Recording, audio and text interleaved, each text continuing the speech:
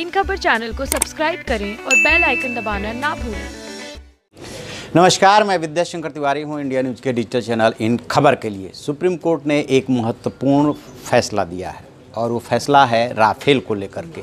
दरअसल जो पुनर्विचार याचिका दाखिल हुई थी प्रशांत भूषण, अरुण शौरी और यशवंत सिन्हा की तरफ से, उसमें एक नया सवाल ये उभरा था कि क्या चोरी के दस्तावेजों से किसी भ्रष्टाचार के मामले का खुलासा किया जा सकता है या कोई भी पर्दाफाश किया जा सकता है या नहीं किया जा सकता।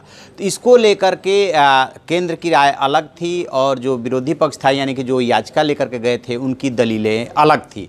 दरअसल शुरू में आपको याद होगा दिसंबर में राफेल को लेकर के सुप्रीम कोर्ट ने महत्वपूर्ण फैसला दिया था और सभी याचिकाओं का निपटारा कर दिया था और एक तरह से वो फैसला केंद्र के पक्ष में गया था कि इसमें कोई गड़बड़ी नहीं हुई है, उसको इस रूप में प्रचारित किया गया।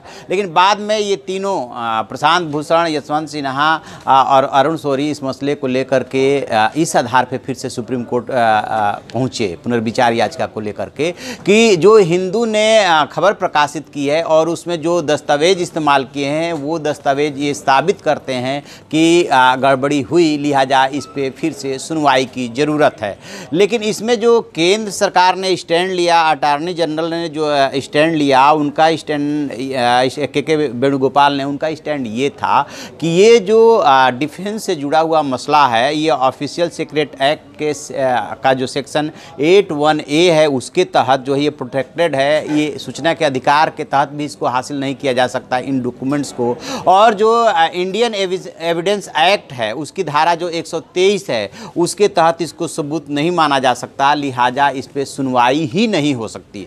तो अब सवाल ये खड़ा हो गया था, यदि आम आदमी की भाषा में बात करें तो, कि क्या कोई ऐसा मसला जिसके बारे में आपके पास डॉक्यूमेंट्री प्रूफ हो लेकिन यदि वो चोरी से हासिल की गई हो तो उसके आधार पे उसका पर्दाफाश किया जा सकता है या नहीं किया जा सकता। तो सुप्रीम कोर्ट ने कहा कि आपके पुनर्विचार याचिका पे हम बाद में बात करेंगे, पहले इस मसले को डिसाइड करने दीजिए। और अंततः चीफ जस्टिस जो रंजन गोगोई है उनकी पीठ ने ये फैसला दिया कि जो है सिर्फ इस आधार पे कि वो चुराए गए डॉक्यूमेंट है या फोटो कॉपी है, मामले में सुनवाई से किसी को मतलब मामले पे सुनवाई हो सकती है, मामले को कोर्ट के सामने ले आने से किसी को नहीं रोका जा सकता। तो इसका मतलब ये हुआ कि अब राफेल पे जो है सुनवाई होगी और इसको लेकर के पहले ही सुप्रीम कोर्ट ने जो है 14 मार्च को जो है फैसला सुरक्षित रख लिया था। तो कुल मिला जुला के लबोलुआ अब ये है कि अब इस मसले पे आगे सुनवाई होगी और जब राफेल को लेकर सुनवाई होगी तो स्वाभाविक है कि केंद्र सरकार की परेशानी बढ़ने वाली है। तो ये अब डिसाइड हो गया है कि चाहे वो चोरी से हासिल किया गया हो और चाहे जैसे हासिल किया गया हो,